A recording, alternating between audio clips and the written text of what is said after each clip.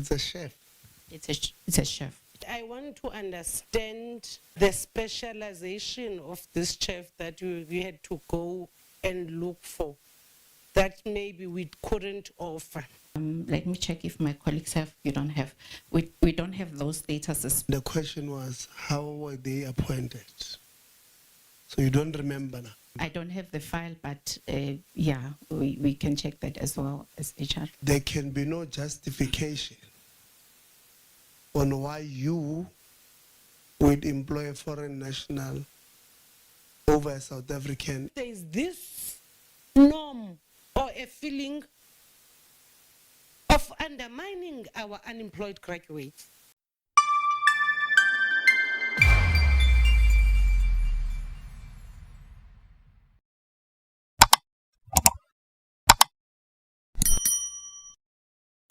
To the issue of 40 foreign employments. Maybe before I proceed with my questions, make a disclaimer that we understand that 39, if I'm not mistaken, are permanent citizens in terms of their citizenship that they have been granted. But because this college is very new, as it took its first intake in 2014, if I'm not mistaken, when was the first employment of these 40, 39 or 38 are permanent foreign people? And when did they get their citizenship that is permanent? Was it before or after? Okay, thank you, Chair, for clarifying. I don't have the statuses of their naturalization. Let me check if my colleagues have. You don't have. We don't have those statuses, specifically those of when were they naturalized.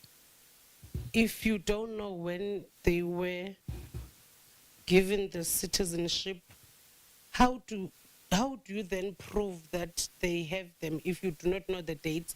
Because the documents that should they've provided to your attention will be having the dates that they were offered to them. So it's that what I want to understand. The response is not correct. The question where it comes from is about the legality of the process that is followed in employing these foreign brothers and sisters of ours, foreign nationals.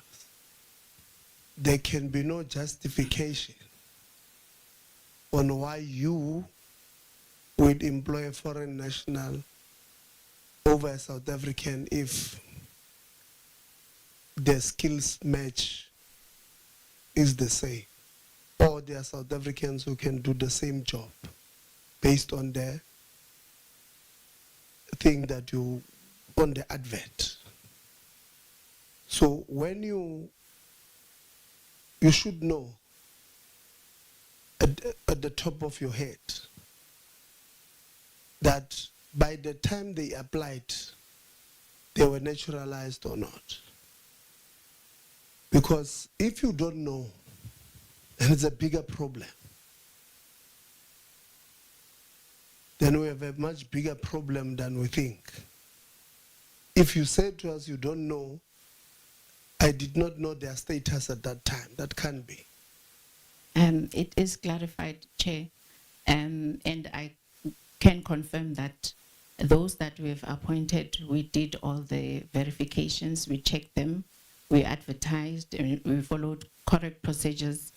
It could be few of those that we got them because there was just one application or two applications and there was urgency in opening the university. But we followed the correct procedures. Can you explain to me in terms of HR, what do you mean when you say an agency to move, and processes that you followed in your recruitment?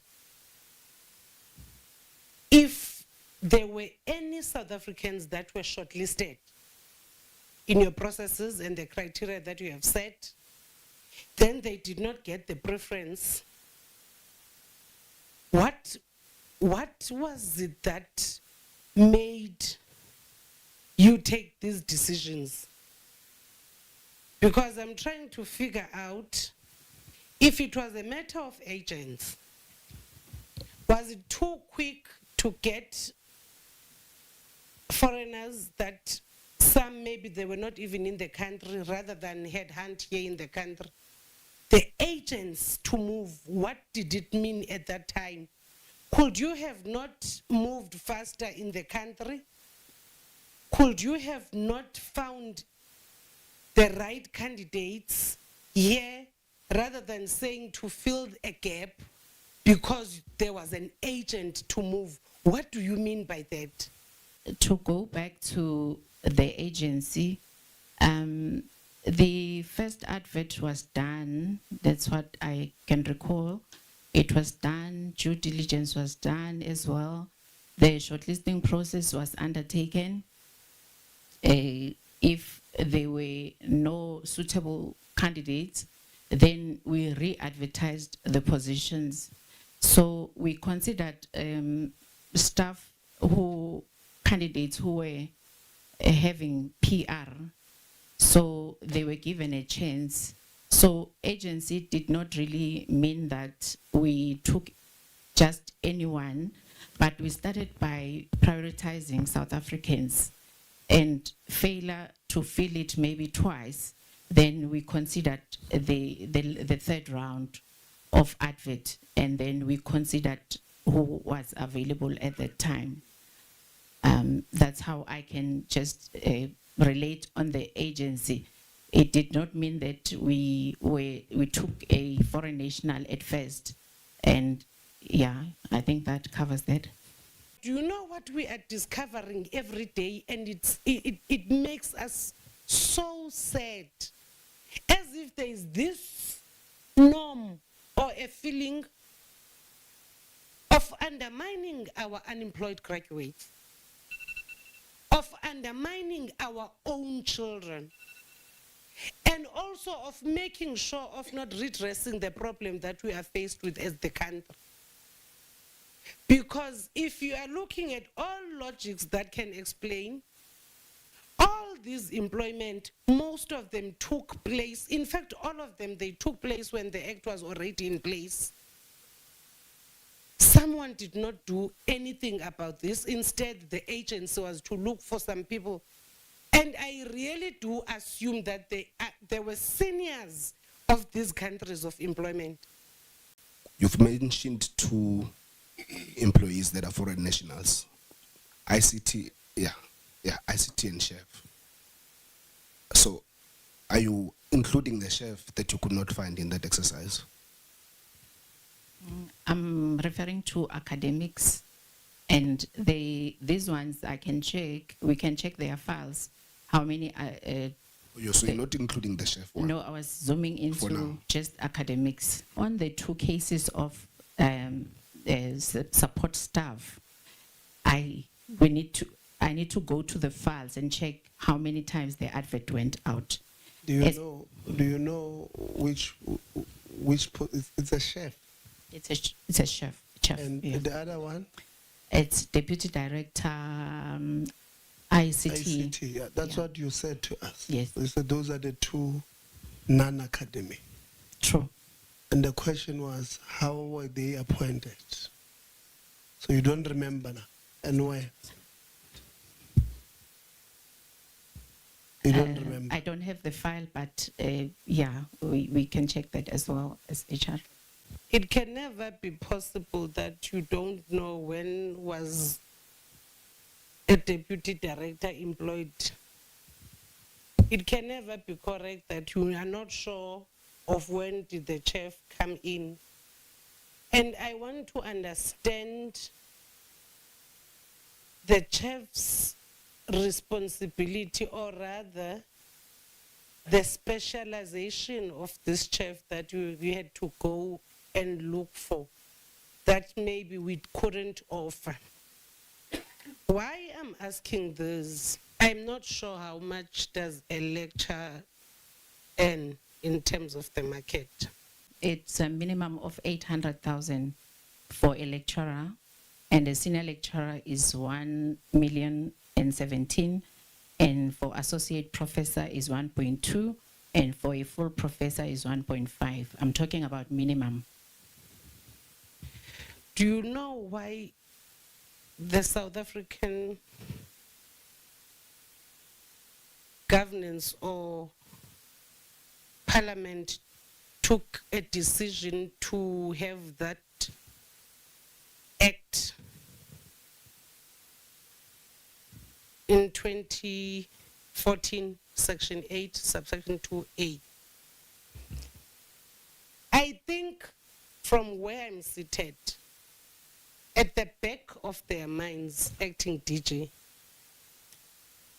that's why they will give it a very long process for it to be filled by anyone else beside a South African. They will say, advertise the post. You don't have the right candidates, you re-advertise. You don't have the right candidate, you headhunt. Then now, because you have exhausted all the means that you were told to do, then it's only then you can go and look outside. They were thinking that this minimum of 800K given to Chair as a young unemployed graduate that has been funded by NSFAS. Are we still all together? Funded by the grants of the country. It's your NSFAS, it's your SITAs that contribute a large number towards our education. Will be employed. Will they address the issue of unemployment? We have large groups of South Africans seated there being unemployed graduates, and they can't access the same privilege of being given naturalized or citizenships elsewhere. It's very difficult understanding the other countries' laws. So they said you must exhaust.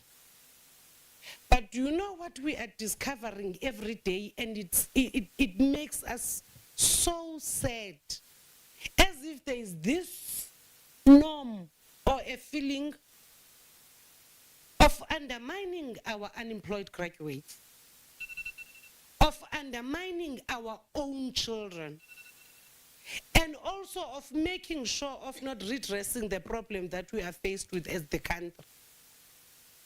Because if you are looking at all logics that can explain, all these employment, most of them took place, in fact, all of them, they took place when the act was already in place. Someone did not do anything about this. Instead, the agency was to look for some people. And I really do assume that there were seniors of these countries of employment.